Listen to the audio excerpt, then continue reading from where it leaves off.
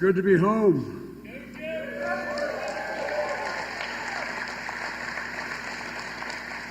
I've been coming down here a long. Please take a seat if you have one. And if I say anything you don't like, don't jump, okay? Thank you all for being here, and Sterling, thank you for the introduction. The whole family. You know, it's good to be here with such good friends. I've spent a lot of my time working with, on, and around Amtrak and all its employees. But, you know, one of the reasons why it's worked so well here in Delaware is because of John Carney, Tommy Carper, and Chris Coons. And I mean that sincerely. We've had overwhelming support from the Delaware delegation. That's because we ride the train so damn much. Attorney General Kathy Jennings, who used to work with my son Bo, and Newcastle County Executive Matt Meyer, and my good friend and hell of an athlete Mike Przicki, and Pete Buttigieg, thanks for doing such a great job. Look, guys, we're announcing historic investment in America's railroads. I've been talking about this for a long time, I know, but finally we're getting it done. More than $16 billion, 16 with a B, billion dollars here in the Northeast Corridor. 25 different projects, all to build the Northeast Corridor from Boston to Washington. It's part of my agenda to invest in America, and I've been fighting for this for a long time. To invest in Americans, not just America. There's no better place to make this announcement than in my home state of Delaware. Here in Bear, the maintenance facility. And a few miles away, the Wilmington shops. Over 800 people keep trains in the entire Northeast Corridor working in good order. And it's not been easy because some are pretty old trains. Machinists, electricians, pipe fitters, facility workers, you know, coach cleaners, boilermakers, laborers, foremen. But they have one thing in common. They're all good paying union jobs. Union jobs. Union jobs. I've been saying a long time, the middle class built America, but unions built the middle class. Unions built the middle class. For years in the Senate, as Vice President, I met with the workers in these shops and I made them a promise. I said I'd do all I could and all my power to fight to keep their jobs and to make our rail system better and to work on the Northeast Corridor. I told them I'd fight for them and with them, and they stuck with me. And that's just what I've done. When I became president, I made sure that the bipartisan infrastructure law, that's the law to rebuild our highways and bridges and rail and the whole all our infrastructure. By the way, it's a tight little law. It's about $1.2 trillion, you know, with all everything said and done. The point is, how can you be the leading country in the world and have a second-rate infrastructure? Second-rate infrastructure. It's not possible. It includes the largest investment in passenger rail since Amtrak was created 50 years ago. $66 billion for world-class rail right here at home. And that includes the largest investment in the Northeast Corridor since the Pennsylvania Railroad laid down these tracks in 1850. In 1850. Fully electrified trains on this corridor emit 83% less greenhouse gases, by the way, than driving your car. 72% less greenhouse gases than taking a plane. And folks here in Delaware know that as senator I rode the train back and forth between Washington and Wilmington virtually every day for 36 years when I got elected. And then as vice president as well. Amtrak wasn't just a way to get home to family. The conductors and engineers became my family, and not a joke. I'd have a major event from my home every year, all the conductors and engineers, from New York on down to Washington. When I was vice president, I flew over 1 million miles on Air Force Two, but I traveled further than that on Amtrak over the years. I remember one of the conductors when I was going home. Secret Service is wonderful, and they really are. But they'd rather you not travel Amtrak, because it's not Amtrak, rail, because it has to stop so damn many times. And there's so many options for people to do things that they don't want to have done. So, but I was coming home to see my mom, and I just, she was living with us at the time. My dad passed away. And I got in a train on a Friday, and and I won't get him into complete trouble. Just tell his first name. He was number 2 in seniority at the time, Angelo. And Ance came up to me as I walked in. He said, "Joey," and he grabbed my cheek. He said, "Joey, baby." And he said, "All this stuff," because that's published in the newspaper that I had traveled 1,200,000 miles on Air Force planes as vice president. They published that on a regular basis. He said, "Big," I won't quote him exactly, but he said, "Big deal, Joey." And I said, "What's it mean, Ange?" He said, "Look," he said, "we just had the retirement dinner up in Newark." He said, "You know how many miles you traveled on Amtrak?" And I said, "No." He said, 1,000,000, I think it was 320,000 miles. And I said, "How'd you figure that?" He said, "Well, 118 days a year, almost 300 miles a day, 36 years, plus his wife." And he went on the whole deal. I said, "I believe you, Angela. Let me get in the train, will you?" But the point is, Tommy and I particularly spend a lot of time on the train. So when I talk about how badly the Northeast Corridor needs upgrades, you don't need to tell me. I've lived it. I also know how important this line is to computers and the MARC rail between Maryland and Washington, the Metro North between New York and Connecticut, the New Jersey Transit. I know what it feels like to be stuck on the tracks when you're trying to get home to see your family or trying to get south to make a vote because the track is something went wrong. I know how much it matters. Over 2,200 trains run in this corridor every single day, serving 800,000 passengers. It's the busiest rail corridor in the United States and one of the busiest in the world. And you guys keep it moving. You guys keep it moving.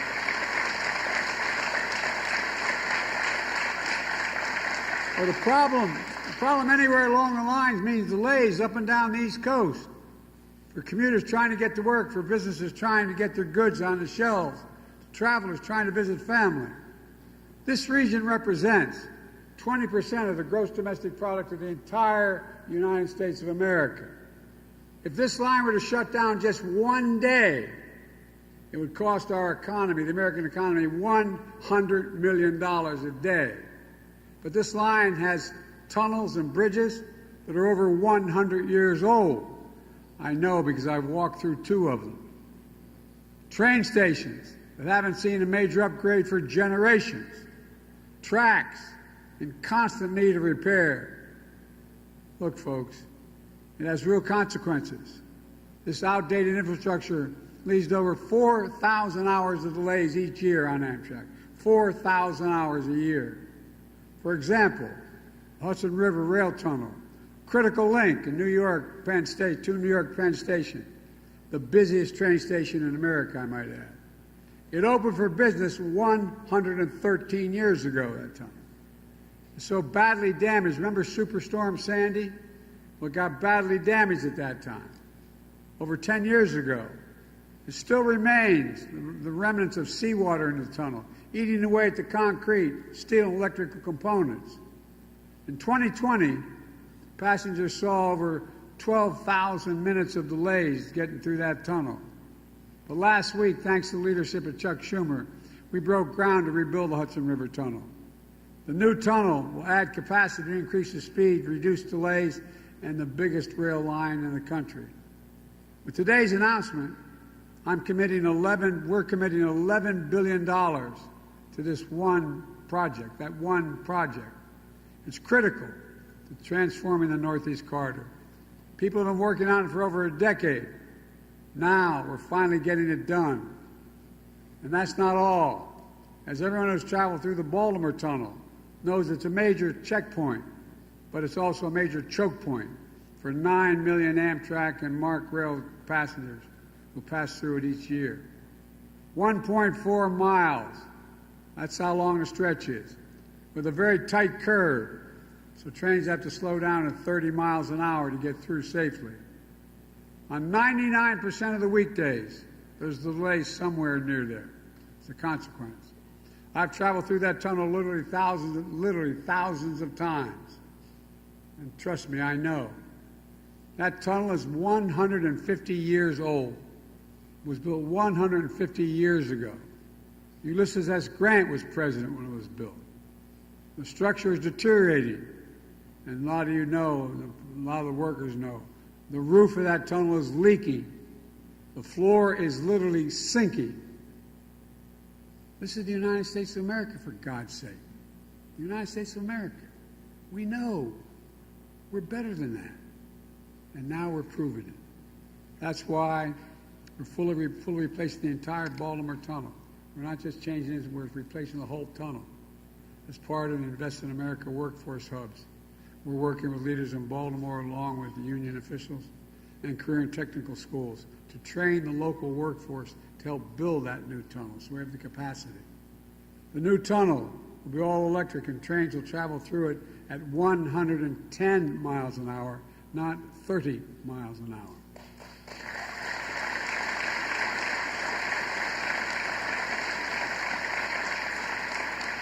MARC trains will go from Baltimore to Washington in under 30 minutes. And on average weekdays, that's nearly 7 hours. That eliminates 7 hours of delay on average.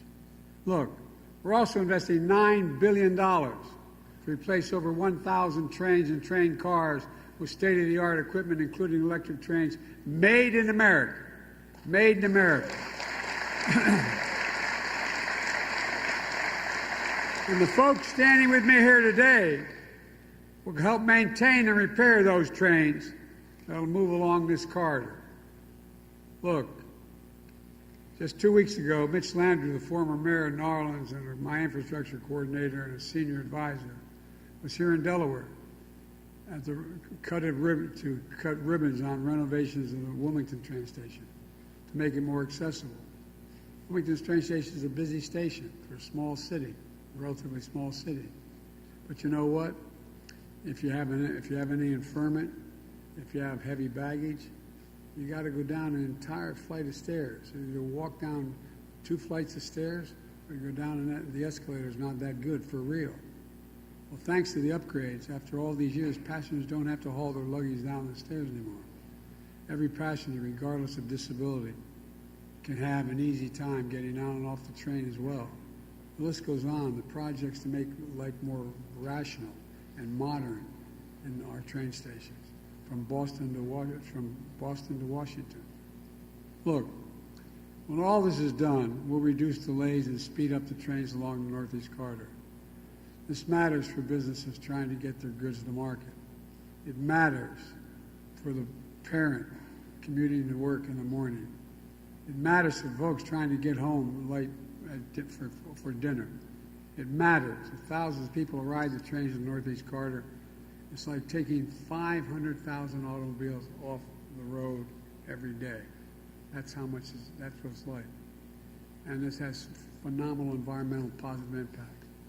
As we continue to invest in rail across the country, we're going to take even more vehicles off the road, saving millions of barrels of oil a day. Folks, meanwhile, our MAGA Republican friends in Congress are proposing to slash Amtrak's budget.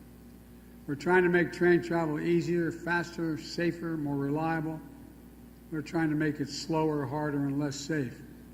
You can't make this stuff up. But that's okay. We're not going to let them stop the progress we're making. And I promise you that. And by the way, we're making all this progress with American workers with products made in America and with union labor. In fact, Amtrak and the building trades have agreed to project labor agreements will be in place all across the rail construction projects up and down the Northeast Corridor. That's another way of saying it's going to create good union jobs.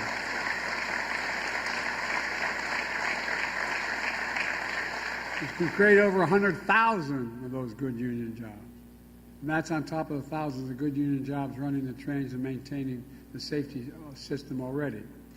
These are jobs for folks I thought about as I take that train home. You know the part, guys, you get outside of Baltimore, just before you get into Baltimore, you can look out the window and you're going through basically the neighborhood.